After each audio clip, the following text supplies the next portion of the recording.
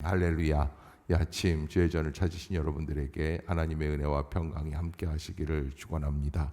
오늘 요한복음 16장 14장서부터 예수님께서는 십자가의 죽음에 대하여 구체적으로 말씀을 하시죠. 너희는 마음에 근심하지 말라. 하나님을 믿으니 또 나를 믿으라. 내 아버지 집에 거할 곳이 많도다. 그렇지 않으면 너희에게 일렀으리라. 이렇게 시작하는 예수 그리스도의 십자가의 죽음에 대한 메시지는 처절한 죽음입니다. 명예로운 죽음이 아닙니다. 어떤 면에서는 추악한 죽음일 수 있습니다. 왜냐하면 하나님을 모독한 죄로 죽으시기 때문에 그렇죠.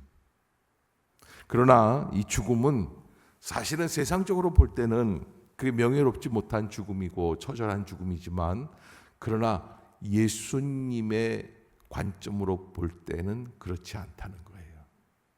그 말씀을 이제 제자들에게 해주고 계시는 가운데, 그래서 그 죽음을 넘어서 우리가 예수님과 함께 할 수 있는 게 뭐냐? 요한복음 15장에 나왔던 나는 포도나무여 너희는 가지니 저가 내 안에 내가 저 안에 있으면 이 사람은 과실을 많이 맺나니까 예수님 안에 거하는. 그래서 제가 지난 주간에 금요일 날 마지막 날 말씀드리면서 포도나무는 이스라엘에게 있어서는 축제라고 말씀을 드렸어요. 기쁨이에요. 은혜고 축복이에요. 예전에 제주도에 갔을 때 한 80년대 90년대까지도 귤나무 3그루 2그루만 있으면 애들 대학까지 다 보낸다고 그랬어요. 귤나무 하나 2개에서 그 많은 돈이 쏟아져 나오는 거예요. 귤이 비쌌으니까, 함부로 먹을 수 없는 귤이었으니까. 포도나무가 이스라엘 백성들에게 있어서는 그 아무것도 없었던 곤궁한 시기, 그 시기를 쭉 지나면서 첫 번째로 여름에 열매를 잇는 나무 중에 제일 대표적인 나무가 이 포도나무예요. 그러니까 먼저 먹거리를 제일 먼저 주는 거예요.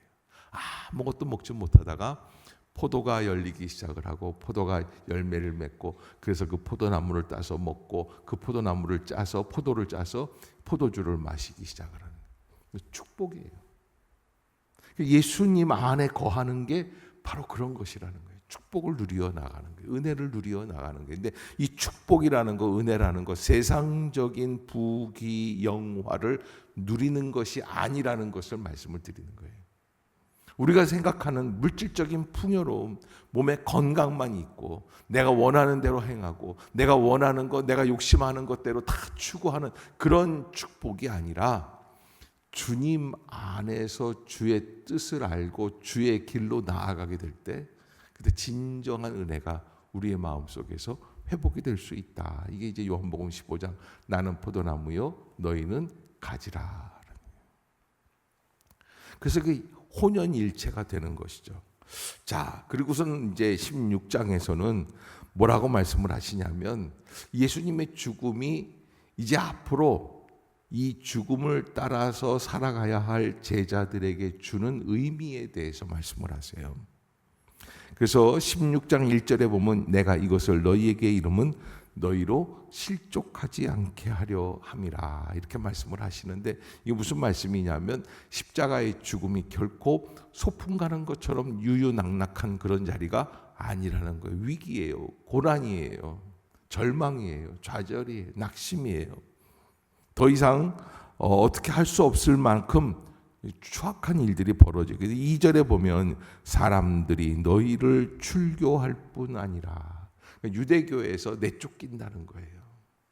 유대교에서 내쫓긴다는 것은 한 사람에게 있어서, 유대인이었던 한 사람에게 있어서는 죽음과도 같습니다. 출교라는 건 단지 지금 요즘 같은 세상에 교회가 많지 않습니까? 당신은 출교당했습니다. 그러면 이 교회를 떠나서 다른 교회로 나가십시오. 요즘은 출교를 할 필요가 없어요. 왜냐하면 이 교회에서 쫓겨나면은 다른 교회 나가면 되니까. 그런데 그때 당시 유대 사회에서의 출교라는 것은 지옥에 들어가는 거나 마찬가지입니다. 말을 하면 안 됩니다. 그 사람과 교제를 하면 안 됩니다. 그 사람이 죽으면 시신에다가 돌을 던져야만 합니다. 아주 지옥 밑바닥까지 쫓아가서 그를 분리시키는 작업이 출교예요. 그러니까 예수님의 죽음을 통해서 제자들이 다시 한번 부활의 산 소망을 얻게 되고 믿음을 얻게 되고 예수님의 따라가는 삶을 살기 시작을 하면 제일 먼저 오는 핍박이 뭐예요? 유대 사회에서 출교당한다. 다른 말로 말하면 지금 이제 이 16장 이제 1절서부터 시작해서 쭉 나오는데 우리가 살고 있는 기존의 사회에서부터 어떻게 되는 거예요? 분리당하는 거예요. 떨어져 나가는 거예요. 그래서 사도 요한은 우리에게 뭐라고 말하냐면 너희가 이 세상이나 세상에 있는 것들을 사랑하지 말라라고 하는 것은 세상처럼 살지 말라는 거예요. 왜냐하면 우리는 어차피 분리될 수밖에 없는 복음을 가지고 나아가는 사람이 다르게 살아가야 돼. 다른 가치관을 가지고 다른 목적을 가지고 살아가야 되는 백성들이다라고 하는 거예요. 이 진리는 지금도 정확하게 우리에게 적용되고 있습니다. 그러기에 예수 믿는 사람들이 세상 사람들이 가지고 있는 부귀 영화만을 가지고 산다고 한다면 그것은 오늘 요한복음 16장에 얼토당토 맞지 않는 그런 삶의 방향이 되기 때문에 우리는 헌신하고 희생하면서 예수 그리스도를 따라가고 세상에서 분리될 것을 각오하고 그리고 믿음으로 살아내는 그럼에도 불구하고 믿음으로 살아가는 삶. 아멘. 어쩌면 여러분들이 겁신하고 두려워하는 세상. 왜? 그런데 그렇게 해야 할 이유가 있죠. 뭐예요? 예수님은 길이요, 진리요, 생명이라. 요한복음 14장에서도 뭐라고 그러냐면 내가 곧 길이요, 진리요, 생명이니 나로 말미암지 않고는 아버지께로 올 자가 아무도 없다고 말씀을 하셨어요. 하나님 나라를 향하여 가기 위한 가장 중요한 요긴한 통로 예수 그리스도예요. 그분을 우리가 믿기 때문에 그래서 16장에서 예수님을 믿고 예수님의 죽음이 우리에게 다가오기 시작을 하면 제일 먼저 우리에게 따르는 증세가 있는데 세상과 분리되기 시작할 것이라는 거예요. 그래서 그런 말 하니까 제자들이 두려워서 5절에 보면 지금 내가 나를 보내신 이에게로 가는데 너희 중에서 나더러 어디로 가는지 묻는 자가 없다. 여러분 이 제자들이 이 결과가 얼마나 참혹한지를 아니까 묻지를 못하는 거예요. 그러면서 도리어 내가 이 말을 함으로 너희 마음에 근심이 가득하였도다. 자, 여러분 군대 들어가는 입대하는 그런 청년들한테서 앞에다 놓고서는 군대에서 얼차려 봤던 거, 군기 잡히던 거, 힘들었던 거, 괴로웠던 거 얘기하면 좋겠습니까? 그런 마음. 근데 그것보다 더 비교할 수 없는 참혹함이죠. 그래서 예수님께서는 뭐라고 말씀을 하시냐면 그런 어려움, 분리되는 삶도 있지만 구별되는 삶도 있지만 유익한 게 또 있어요. 그게 뭐냐면 7절이에요. 시작. 그러나 내가 너희에게 실상을 말하노니 내가 떠나가는 것이 너희에게 유익이라. 내가 떠나가지 아니하면 보혜사가 너희에게로 오시지 아니할 것이요 가면 내가 그를 너희에게로. 그러니까 여러분 우리가 하나님 안에서 예수 그리스도를 믿고 따라갈 때 예수 그리스도의 십자가의 죽음이 우리에게 주고 있는 유익 중에 가장 중요한 유익이 뭐냐면 예수님의 죽음을 통해서 우리에게 뭐가 시작이 되냐면 성령의 삶이 시작이 될 수 있다. 아멘. 예, 여러분 거기에 은혜가 있는 거예요.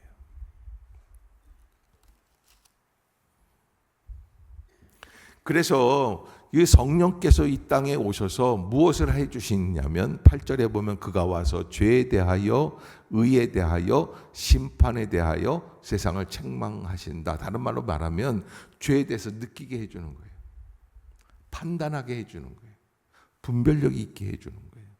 무엇이 옳은지 의에 대하여 무엇이 심판인 것인지 심판에 대하여 우리를 책망할 것이다 라는 거예요.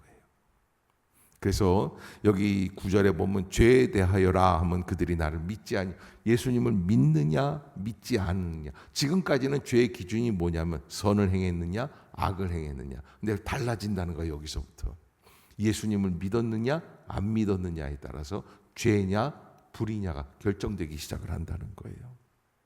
의에 대하여라 하면 내가 아버지께로 가니 너희가 다시 나를 보지 못하는 것이고 심판에 대하여라 함은 이 세상 임금이 심판을 받았습니다. 그래서 죄, 의, 심판 다 개념이 달라져요. 성령께서 오셔서 우리에게 새로운 개념으로 우리를 인도해 주실 것이다.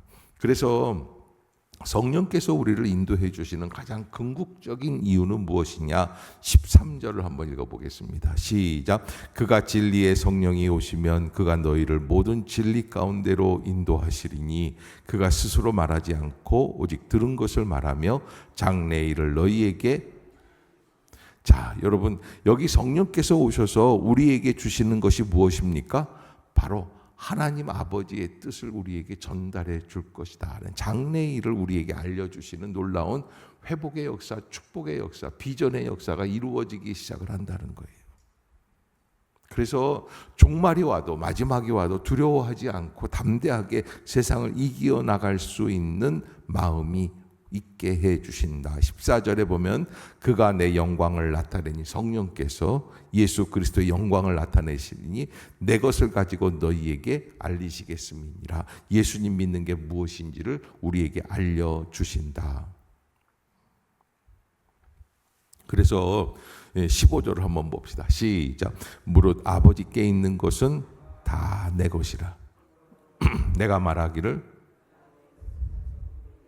그가 내 것을 가지고라는 것은 예수 그리스도의 영광, 예수 그리스도의 능력, 예수 그리스도의 소망의 역사를 우리에게 알려주시는 분, 통달하게 하시는 분, 느끼고 체험하게 할 수 있는 분, 바로 성령의 역사를 말씀을 하고 있는데, 여러분, 성령이 우리 안에 거하시면 이런 거예요. 기도를 했어요. 오늘 아침에 나와서 말씀을 받고 은혜를 받습니다. 그리고 기도를 했는데 상황은 변화된 게 하나도 없어요. 그런데요, 여러분, 진짜 성령의 은혜 가운데, 믿음 가운데 기도하기 시작을 하면 어떤 일들이 벌어지냐면 환경은 바뀌지 않았는데 마음은 평안해요. 아멘. 그럼 그런 역사가 있지 않았습니까? 환경은 바뀌지 않아요. 걱정거리는 다 있어요. 근데 그 걱정거리를 바라보는 마음이 달라지고 주님이 나를 도와주시겠지, 감당할 힘을 주시겠지. 아멘. 그런 은혜가 생기기 시작을 해요. 그래서 그 길을 걸어가게 되는 거예요. 그래서 나중에 성령의 은혜 가운데 살아가는 우리들은 우리가 쭉 살아왔던 삶들을 쭉 걸어가고 딱 나중에 뒤돌아봤을 때 이건 내가 온 길이 아니다, 내 힘으로 온 길이 아니다라는 거예요. 왜? 이거 성령께서 함께 하지 않으셨으면 나는 이거 도저히 이 길을 올 수가 없다라는 결론이 이르게 되는 거예요. 아멘. 여러분, 거기에 성령의 은혜가 있어요. 예수 그리스도의 십자가의 죽음이 우리에게 소망이 되는 것은 바로 그러한 성령의 역사가 우리 안에 시작되기 때문이라는 거예요.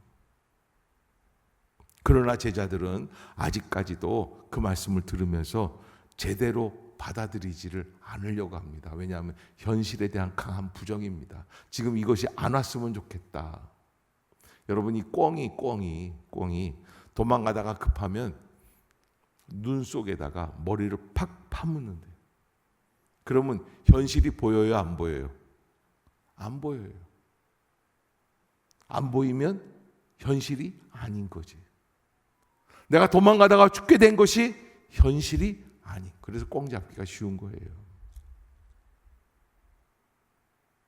그런데 여러분, 우리가 신앙생활을 그렇게 하는 게 아니라 현실을 부정하고 말씀을 안 듣고 깨닫지 못하면 안 되게 괜찮겠지라고 생각하지 말고 주시는 말씀 안에서 예수 그리스도께서 십자가의 고난을 당하시고 죽으시지만 그 십자가의 고난에 주는 유익이 무엇이라고 그랬어요? 성령께서 이 땅에 오셔서 우리의 심령 안에서 죄에 대하여, 의에 대하여, 심판에 대하여, 미래에 대하여, 소망에 대하여 성령이 오실 때 예수 그리스도의 영광 가운데로 우리를 인도해 주시고 말하지 않는 것들이 없는 그런 모든 것들을 우리가 통달할 수 있는 은혜를 주신다라는 그런 놀라운 역사를 우리가 바라볼 수 있어야죠. 그래서 여러분, 고난도 있지만, 믿음이라는 건 고난이 있습니다. 고난이 없을 수가 없습니다. 그러나 고난도 있지만 그 고난 속에서 새로운 소망을 발견하게 하시는 것, 반드시 고난을 통과합니다. 그래서 20절에 보면 예수님이 그런 말씀을 하십니다. 내가 진실로 진실로 너희에게 이르노니 너희는 곡하겠고 애통하겠으나 세상은 어떻게 한다? 기뻐한다. 우리가 지금 곡하고 힘들 때 기뻐하는 거예요. 그러나 여러분, 너희는 근심하겠으나 너희 근심이 도리어 기쁨이 되리라. 따라해 봅시다. 너희 근심이 도리어 기쁨이 되리라. 아멘. 근심이 변화해야 돼서 기쁨이 될 줄로 믿습니까? 바로 거기에 있어요. 반전의 축복, 반전의 은혜. 내가 볼 때는 어려움인데, 근심인데, 예수 그리스도의 십자가의 필터를 지나가게 되면 근심이 아니라 도리어 기쁨이 되게 해 주신다. 그래서 그게 마치 해산할 때, 해산을 앞두고 있으면 그 고통이 너무나 말할 수가 없죠. 그렇게 고통스러운 것을 걱정하지만 아이를 낳으면 세상에 사람 난 기쁨으로 말미암아 그 고통을 다시 기억지 아니하리라. 22절 시작. 지금은 너희가 근심하나 너희 마음이 기쁠 것이요. 아멘. 따라해 봅시다. 너희 기쁨을 빼앗을 자가 없으리라. 여러분, 십자가의 고난의 필터를 통과하면서 얻은 기쁨은 마귀가 빼앗는다, 못 빼앗는다? 못 빼앗아요. 아멘. 아멘. 고난 속에서 기도하면서 얻어낸 기쁨은 빼앗기지를 않아요. 그것이 십자가의 강력한 역사예요.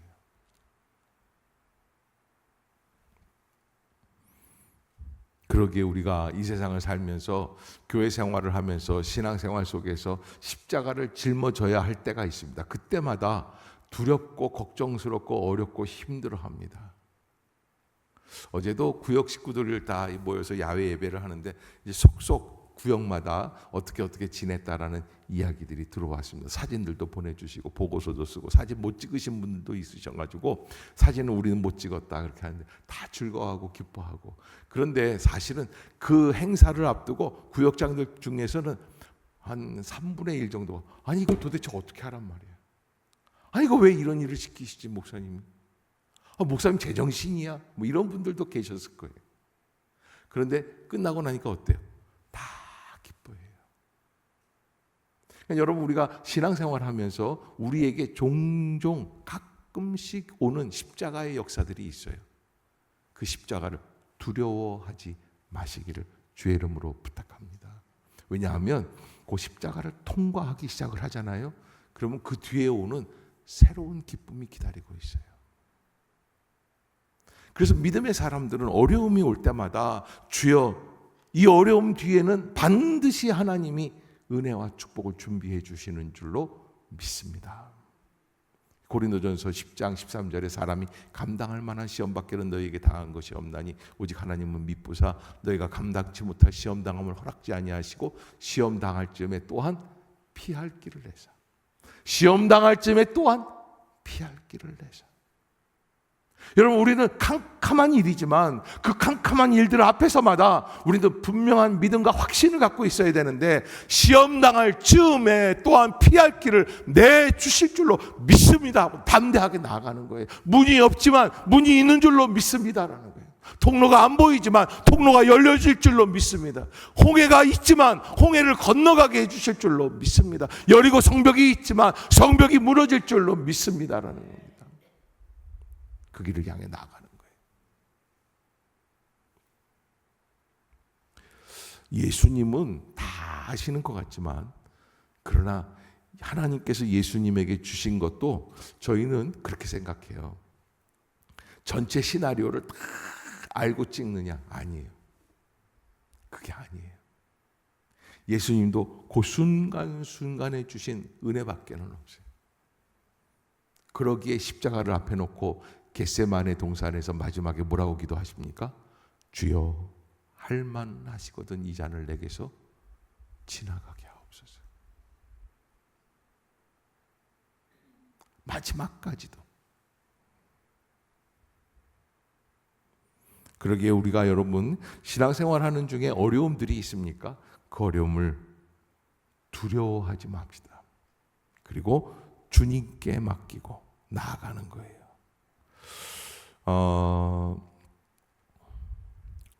예수님께서 이런 말씀을 우리에게 주시는 궁극적인 이유 33절 32절부터 한번 볼까요? 시작.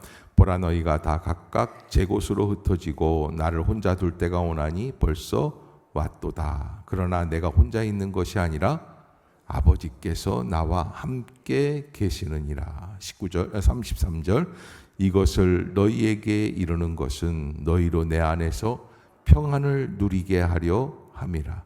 세상에서는 너희가 환난을 당하나 담대하라. 내가 세상을 이기었노라. 아멘.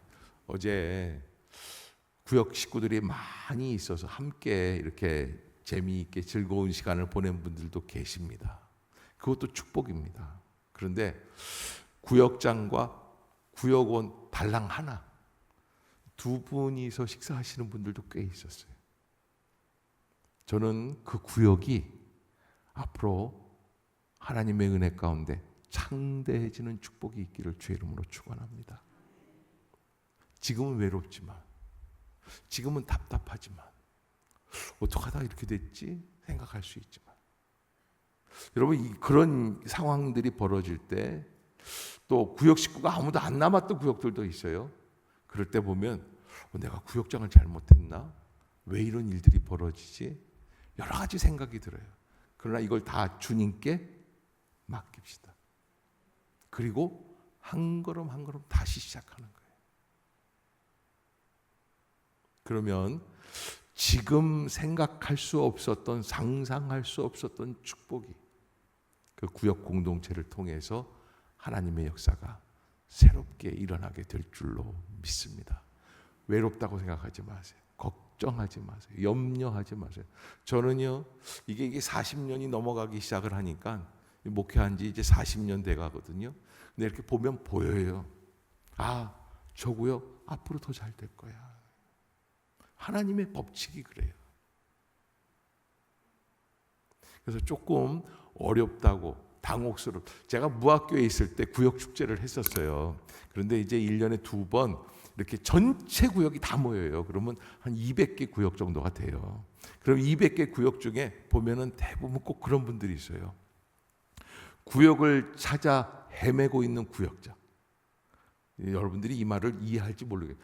구역원이 구역장을 찾아야 되잖아요. 근데 그게 아니야. 구역은 다 모여 있는데 어디 구역이 있는지 몰라. 잘 관심이 없었던 구역장이에요. 또 두 번째, 남의 구역에 가서 앉아 있는 구역장. 권사님 여기 아닌데 왜 여기 있어?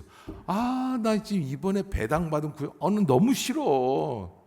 그러면 나 옛날 여기 구역이 너무 좋아. 그래서 여기 구역장이 있어요. 그런데 그 구역에 가서 곁다리로 지금 겹방하고 있는 거예요. 지금 거기서 같이 간식 먹고 있어요. 여러분, 꿩이 눈 속에 머리를 파묻는 거나 마찬가지. 그래서 내게 주어진 구역을 직면해야 돼. 바로 봐야 돼. 이렇게 억지로 만들지 말고, 아, 현실이 이렇습니다. 주님, 내가 참 어렵습니다. 내가 지금 외롭습니다. 외로운 구역장 되지 않게 해 주시옵소서. 주님, 풍성한 가지가 열매를 가득하게 하게 하여 주시옵소서. 아멘. 여러분, 이 시대는 어떤 시대인 줄 아세요? 이단도 복을 받는 시대예요. 이단도 부흥을 한다니까. 신천지가 배가가 됐어요. 10만 명이 넘었어요. 20만 명 가까이 되는. 나는 그 신천지의 부흥, 요즘 부흥이 안 된다고 그러잖아요. 뻥이에요. 전도 안 해서 그래요. 신천지도 부흥이 된다니까요. 제 말이 별론가요? 여러분, 그러니까 우리가 부흥을 포기하면 된다, 안 된다? 안 되는 거예요. 진정한 부흥은 그들의 것이 아니에요. 우리의 것이에요. 아멘. 그 은혜를 바라보고 다시 기도의 자리로 나아가고 다시 소망으로 바라보고 생명의 길을 바라볼 수 있는 우리 모두가 될 수 있기를 주의 이름으로 축복합니다. 기도하겠습니다.